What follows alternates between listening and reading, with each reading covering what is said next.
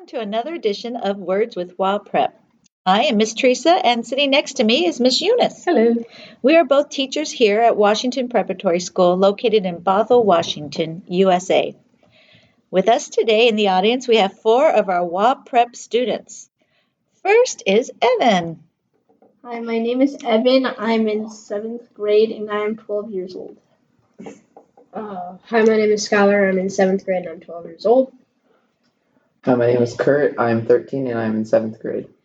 We are missing our regular student named Justin, and he may join us a little bit later. He had something else he had to take care of, but he may show up. Who knows? Okay, our words this week. We'll start with our first word, avalanche. Looks like Evan, or who has the word avalanche? Okay. You want to tell us the definition of the word? Skylar? Avalanche is a great mass of ice, earth, or snow mixed with rocks sliding down a mountain, or a great amount of something. Avalanche is a word I like a lot because my students use it to describe the amount of homework I assign. Miss Eunice assigns an avalanche of homework, and what that means is there's a great amount of it to do. When I think of the word avalanche, I don't think of homework. I think of being up in the mountains where there's lots of snow and going skiing and always wondering if an avalanche is going to occur. They make warnings at times and let you know when it is a possibility. And lots of times it has to do with the temperature outside. When the snow and ice start to melt, when life has warmed up for us a little bit, we are in danger of having avalanches. Skylar. Well, some things to go with avalanche would be when Johnny won the lottery, he had an avalanche of money come to him. Ooh. Oh, wouldn't that be lovely? All right. Can anyone else think of a way to use the word avalanche? Evan? No? So the avalanche caused the skier to be buried in snow. Buried in snow. Absolutely, because that's what the avalanche does. It's so overwhelming that someone is covered by it, whether it's being covered by your homework or covered by snow and ice. Do we have avalanches here in Washington State? Yes, we do. In fact, there are people that are trained to rescue people just for that. And a lot of times people that go skiing, some of the more extreme skiers will have avalanche beepers on them. And it will go off so that people, when they're buried deep in the snow, people that are searching for them will hear the beep, beep, beep, and they can find them. That's a good idea. You know, Justin has joined us. He's here now. Yay! And Justin, did you want to introduce yourself? I'm in 6th grade. I'm 12 years old and I like to eat.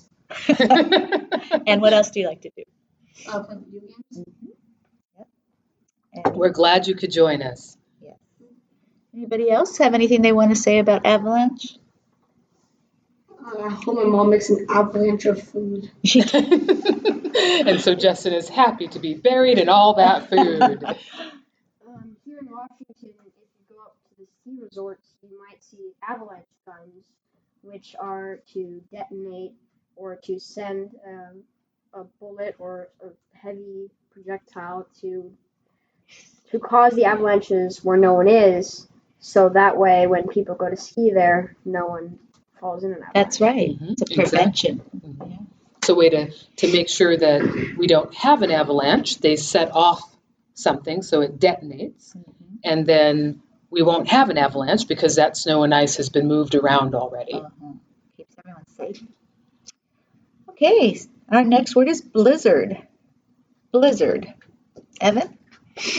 So a blizzard means a heavy snowstorm with strong winds. Can you think of a sentence using that word? So when the blizzard started, a lot of snow was going around, and then people used the snow to build snowmen. Snowmen and blizzards. I suppose that's possible.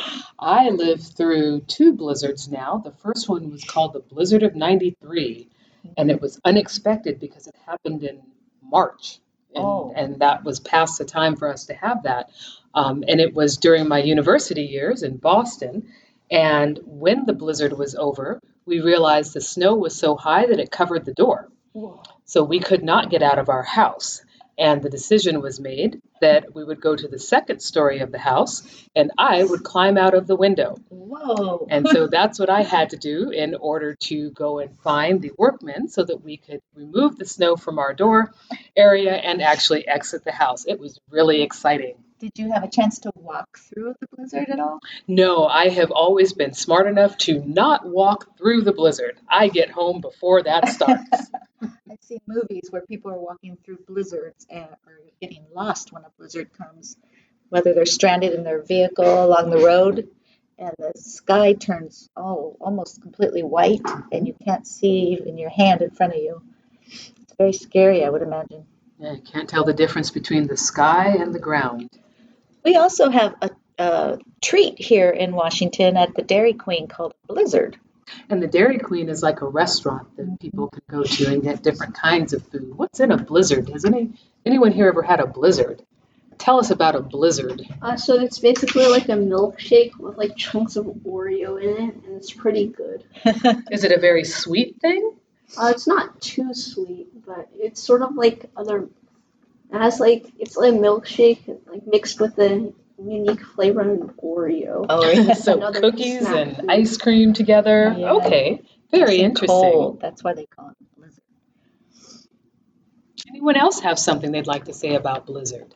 So in March, we actually kind of had a blizzard because there was enough snow to cancel about 2 weeks of school. Yes, it wasn't exactly a blizzard, but it was a heavy fall of snow, so you could call it that, with strong winds. We were able to walk and see clearly, but a lot of places in our country have heavier snowstorms than what we experienced. We actually didn't have to go to school in those days, did we? That's right. We were out of school for at least a couple of weeks. Yes. And I thought it was interesting. To me, having lived in the northeast of the United States, I didn't think that was enough snow to merit staying home. After all, I could open my front door.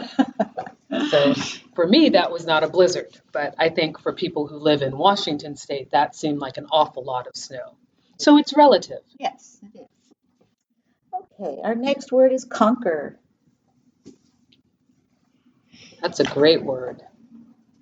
Conquer is to get better at something. So if I want to get better at math, I'm going to conquer math. And conquer, it also means to defeat. So the Roman rulers conquered parts of the world and they gained mass and size in their population. That's right. I am so happy to hear a history reference in there. The Roman Empire was able to conquer a lot of territory near it and far from it. Very good. Anyone else have something they'd like to contribute for conquer? So the good guy in the story conquered the bad guy and then to defeat, yes. defeated him for once and for all. Okay, so you're mentioning the defeat of a person. Is there anything else one could conquer? We've talked about territory and we've talked about conquering another person. Is there anything else you could conquer? You could conquer your fears by like getting over them. Mm-hmm. So you're not scared of Absolutely. it. That's right. During a team building challenge, I conquered my fear of heights, but while doing it, I had a fear of wedgies. Yes, students here at Washington Prep often get a chance to engage in outdoor activities that are built around them being able to conquer their fears. Right. So, for example, if you're afraid of heights, we might give you opportunities to climb something and realize that maybe it's not so scary. But then Justin mentioned the wedgie, which is, what do we call those? A wardrobe malfunction that can happen and maybe cause some embarrassment to a person and some discomfort as well. Yes. Does anyone else have something for conquer? I think Skylar is going to conquer his large drink over there. He had a glass full of drink. I think it's cold tea. And when he got here, it was pretty full. Now it's almost empty. I would say he has conquered his glass of tea. Is there anybody else who has conquered something in their life? Yes, Skylar.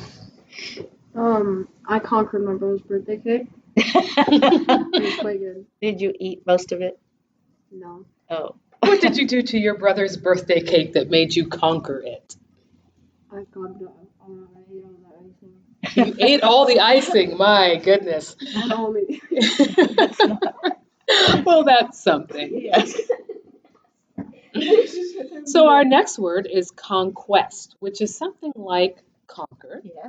But conquest is a noun. So for example, well, first of all, let's see if any of you have that word on your list. Okay, Justin has that one. What do you have for us, Justin? Conquest, the act of defeating.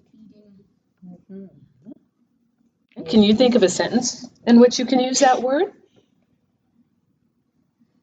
During its conquest, the Roman Empire conquered many areas. Okay, great. Wow. So you've used all forms of it there. Uh-huh. Another nice history example. Who else can do something with conquest?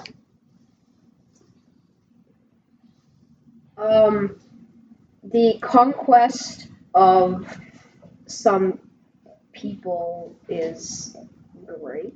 Yeah. Okay, let's see if we can extend that so that it makes sense in a contextual way. Go ahead, Skylar. Let's try that one again.